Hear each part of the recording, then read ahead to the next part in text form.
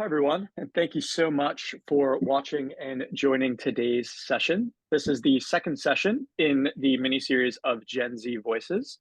And today we're here to have a conversation to really explore the perspectives of a diverse panel of Gen Z individuals regarding what attracts us to the workforce or to a specific job or employer. The aim of this session, just as similar as the last one, was to bridge the gap between employees' experiences, so our actual preferences and what we see on the day-to-day in the workforce, when we are applying to jobs, when we are working, and when we are making maybe making or looking to make a career move, with that of what employers actually offer. So whether that's certain benefits, whether that's hours of working, whether that's flexibility, and holiday time, and all of the above. Um, and so, really, what I'm going to start off today is I'm going to start off by introducing myself and giving a bit of a background, as I will be leading the conversation, but also joining in the conversation today. And then I will also turn it over to the other two in today's conversation. So, first, for me, my name is Jake, and I am 24 years old, currently living and working in Edinburgh, Scotland. I'm from the US and grew up in Connecticut. My education history is I have a bachelor's in marketing and a minor of economics from the University of Connecticut, which I had graduated a few years ago. And then I also have a master's of science in business management from the University of Edinburgh in Scotland. I've had a variety of experiences, which have really kind of helped me grow and shape my career. So it started out as a sports official, managing other referees at the University of Connecticut. I am an associate for a large sporting goods retailer.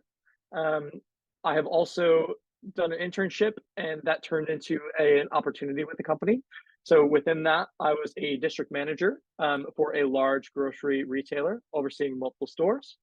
And then currently, I am in a rotational program at a bank, so a UK financial institution. And so with that, I will now turn it over to Makita. Hello, everyone. My name is Makita. I'm currently still in school. I am a junior advertising major.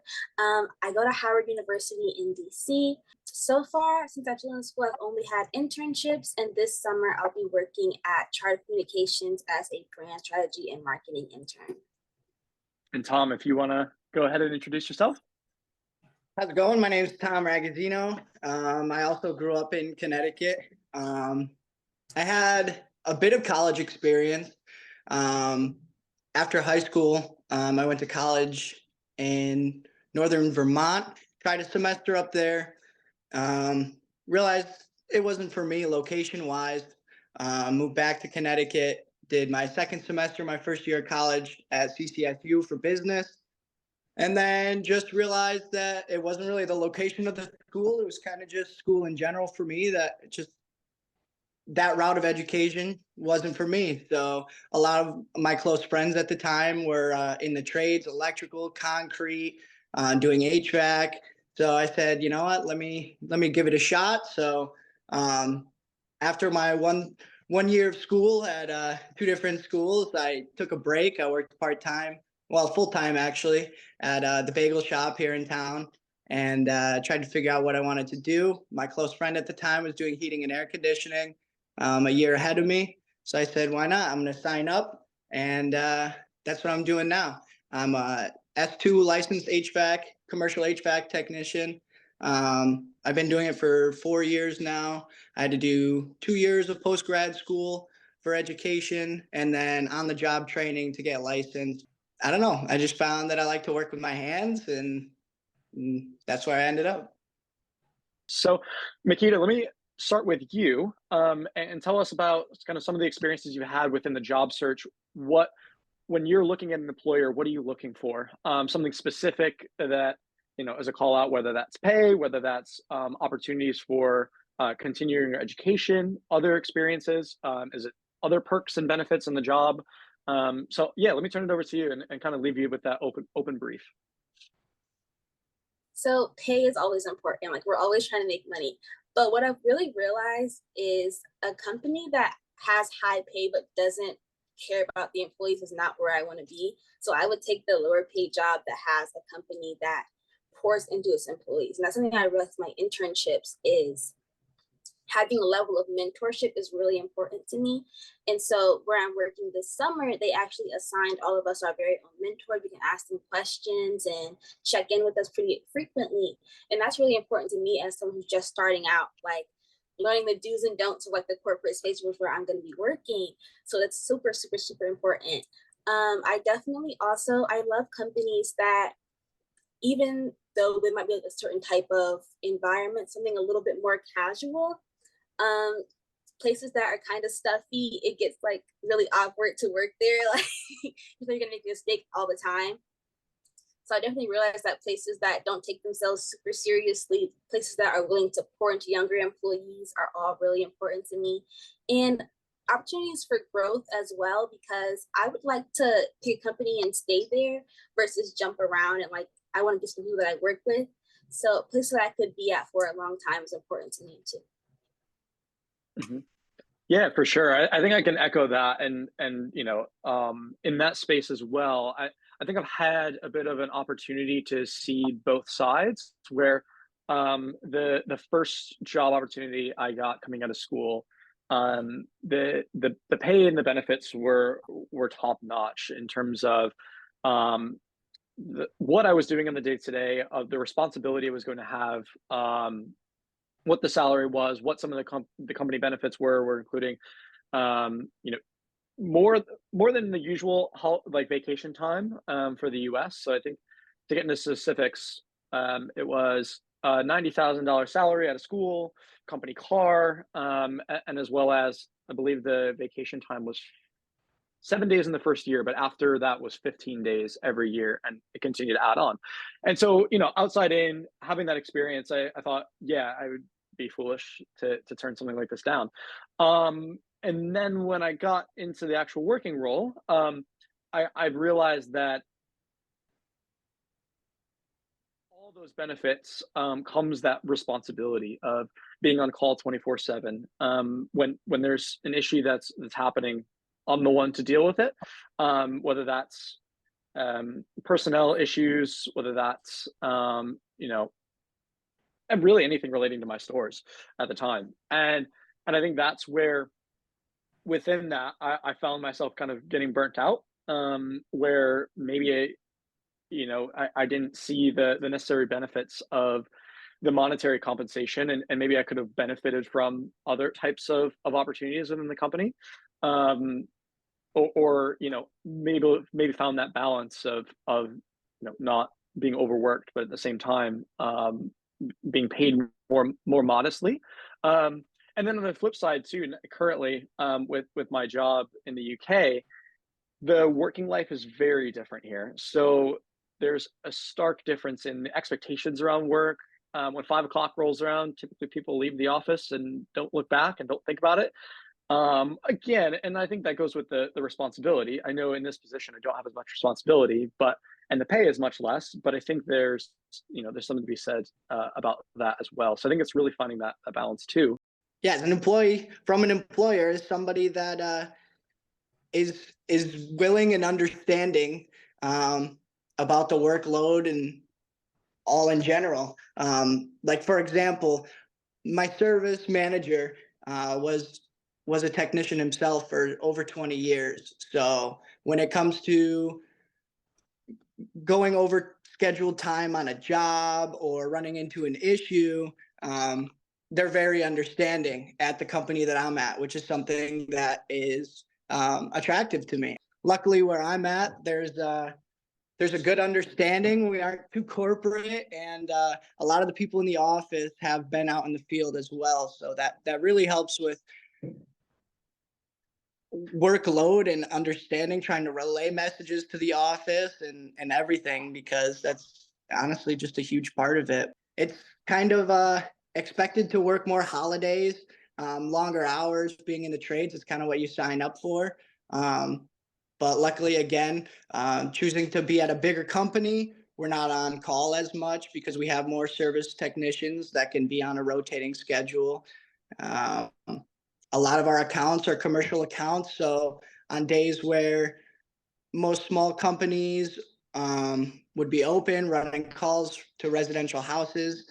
A lot of our accounts are closed, so we can't access them anyway. So that allows for us as technicians to have those extra holidays off and things like that. So I don't know, all around, it's just like anything, there's things that go into it, but having an understanding of the job position and the load and all the above is just very important into choosing where you want to land. You can tell us a bit about kind of what the application process for you looked like when you were applying into these trades or applying into certain companies, and talk about that, and things that you like and things you dislike, because I think both sides of feedback are extremely important here. I chose to go to school. I got accepted for school. Just like college, you have to apply,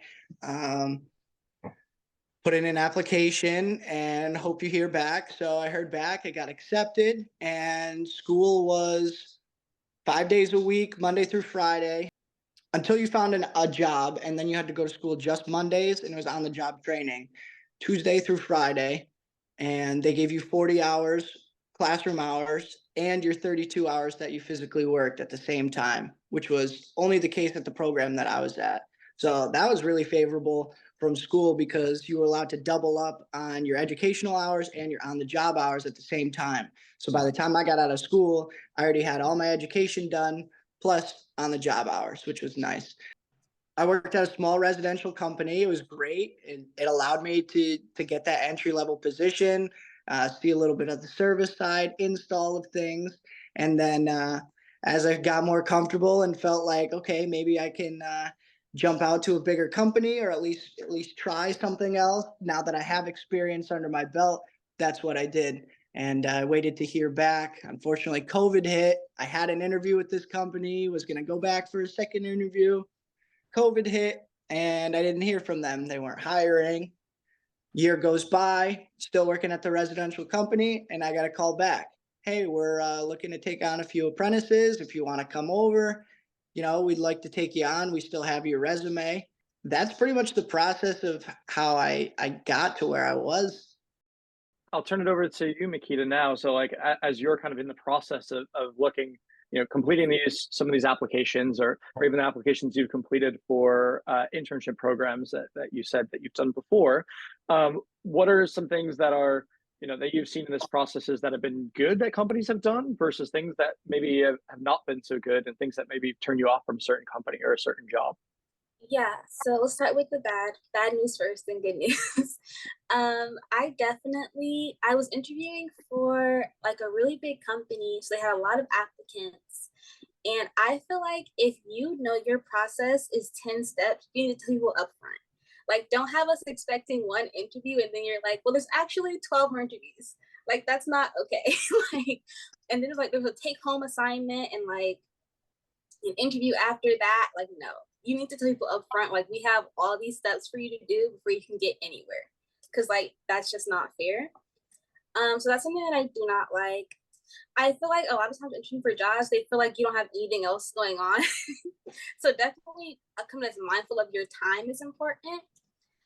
For good news though, I really do appreciate when employers are willing to kind of come off of that like level and be like more one-on-one with you and speak a little more truthfully about the company. One-on-one versus group interviews, I feel like you want to know more about me if you said a one-on-one interview, so that's more important to me. But so far I haven't had a lot of experiences. Like the job I have this summer, I was reached out to, it wasn't the other way around. So I'm hopefully there's not going to be any more bad experiences. Within kind of my experiences of applications, funny enough, you say kind of the 10-step process or something like that. I feel like many jobs in the UK are surprisingly like that, where I think because the education system is either inexpensive or free for most UK residents, it makes people go and get that additional education after high school. And that's what when I saw that, you kind of need to get to that process of how do you actually then determine who's right for this position, right for the company, right for the role.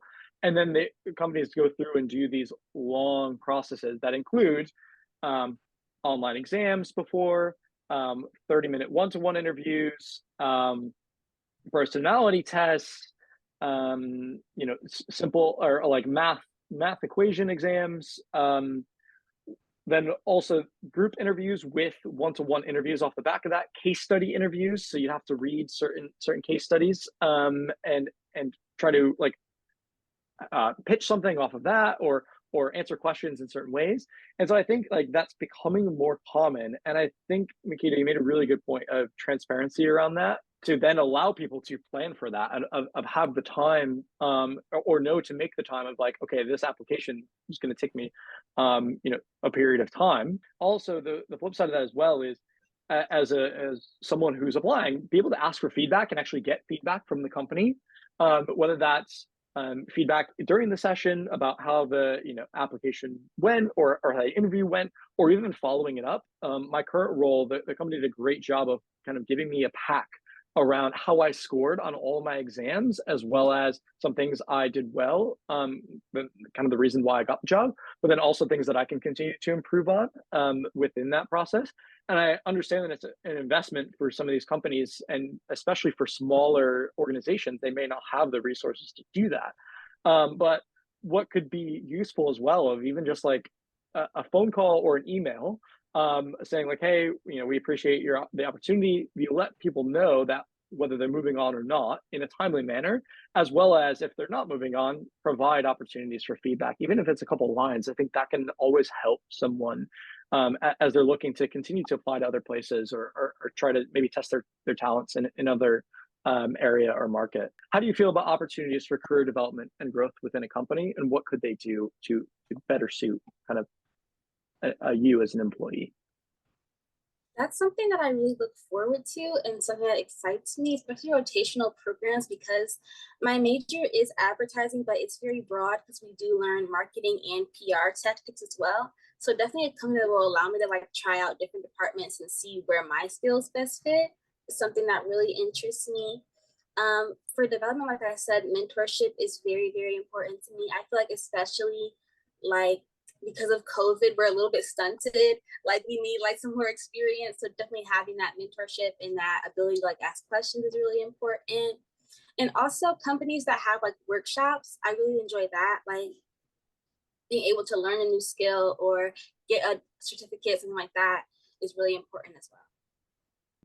And Tom, how about you? Maybe you could talk a bit about some of the positives around that kind of education program before you started working in the fields, and what are some things that you liked about that, and things that you would hope that more employers would do, but also things that you wish could have been different or better? Somewhere that's going to further your education and give you the opportunity to learn what you need to learn, and become better at your job is extremely important. As far as out being in the trades, like I said, if you're at a company that's more just based on getting calls through and hitting numbers, which unfortunately is a lot more companies than most people probably expect or would think, they don't focus on education. They just want you to do your job, and that's that. So that's what made me choose to go to the company that I'm at. We upgraded our shop. It's 3 times the size now, 45,000 square feet. There's a training facility that they built at our shop. So we actually have people from supply houses come to our shop and teach classes. My company will pay us 8 hours shop time instead of billing a customer, to have us come in one day instead of go out and run calls, and further education, whether that's on a new type of HVAC system, refrigerants, or just information that they want to give to us.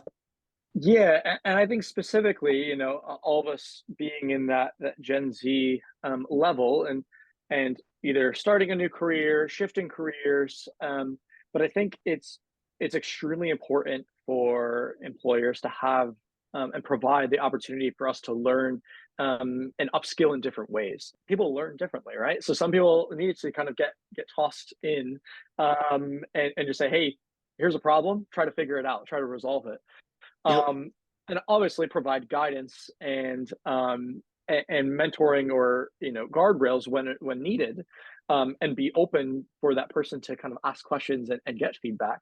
But at the same time, I think that, kind of learning days or having that opportunity to go do a assigned desk task or go spend some time on learning a new product, a new system, or a new way of working, I think could be kind of extremely important and can, again, in the long term, pay dividends for the company and an employee being more efficient, especially from us starting out our careers.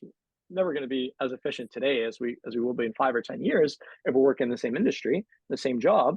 But I think at the same time, for us, it's extremely important, to have that variety of opportunities as well, to go, invest our time in other areas and maybe find skills or refine skills that we already are good at, to continue to be more efficient for a company and paying dividends there. But also, I think to make us happy and be able to try new things as well. And I think it can go a long way from an employee standpoint of, if I have the opportunity to grow in different areas and do different things on a day-to-day basis, week to week, month to month, year to year basis, that's going to be more fulfilling.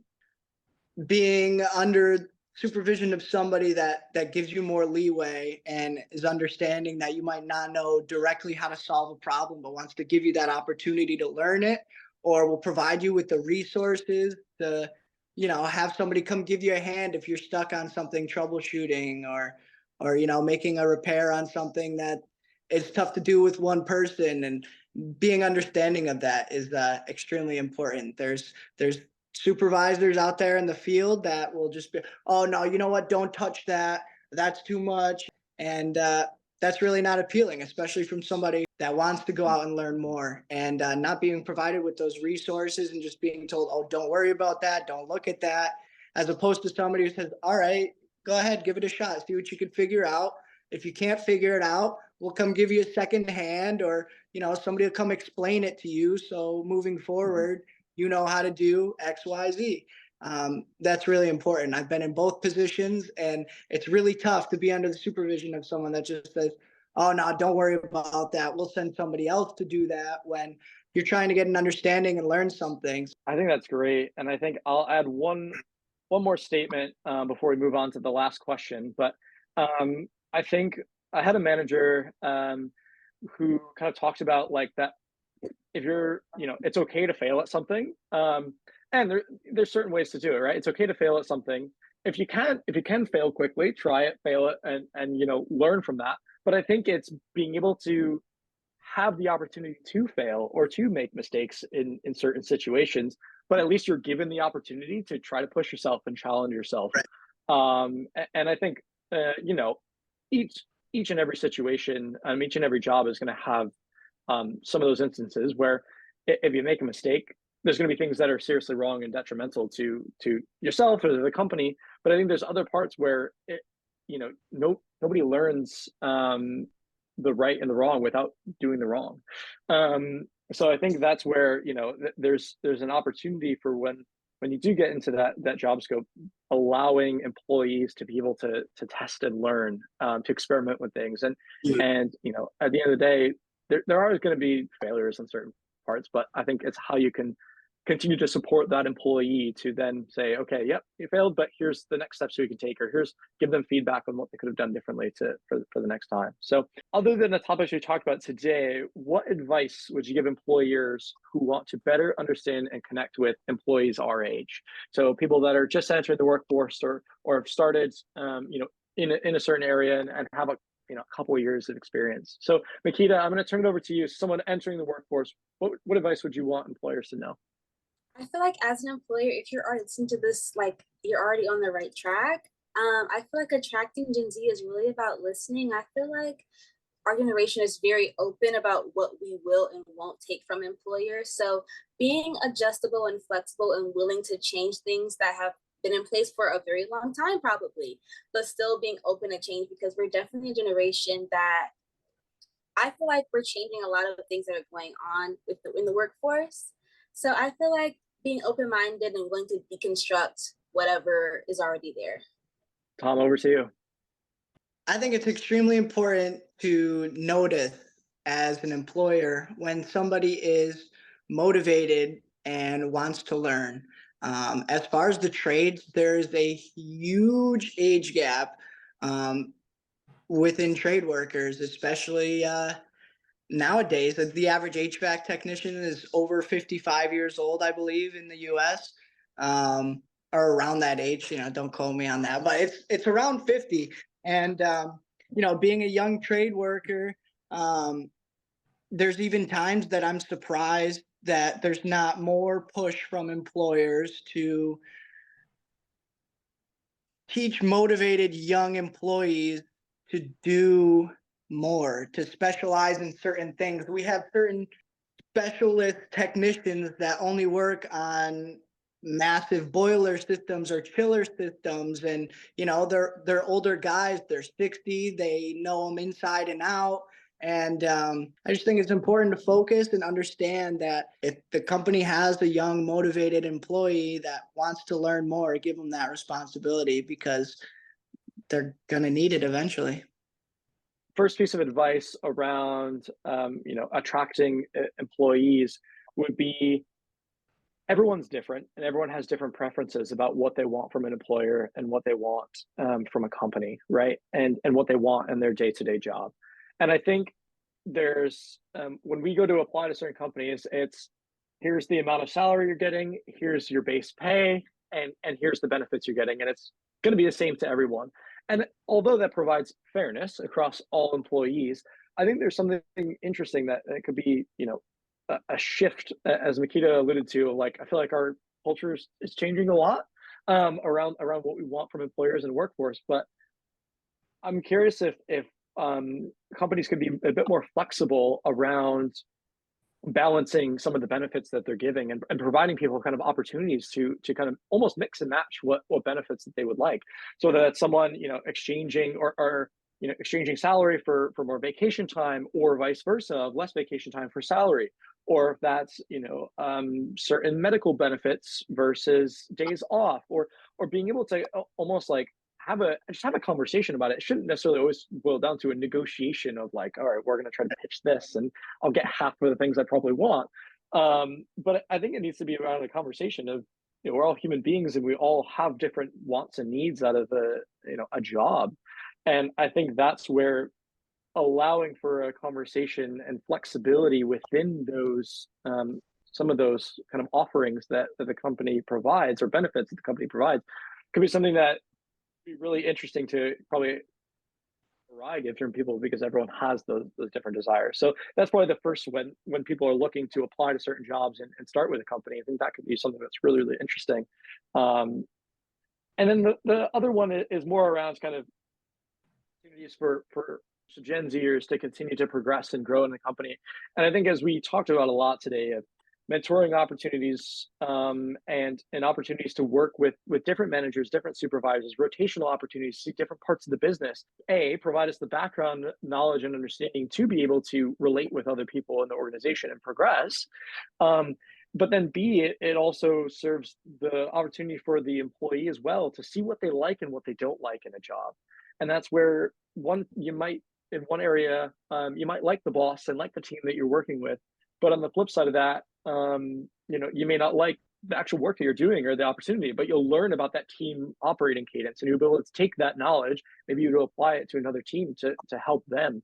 But then the flip side of that, you might see join a different team where you can see that this is how they operate, because then and their operating cadence may not be, or may be really, really good, but then there are certain things within the team that could still continue to be developed. And that's where, if, as someone who doesn't have a lot of experience, if you can get that variety of experience overall, that'll help you kind of shape the worker that you want to be and the employee that you want to be, and how you can kind of better align yourself within that business. I think with that, thank you so much for both Makita and Tom for joining today's session.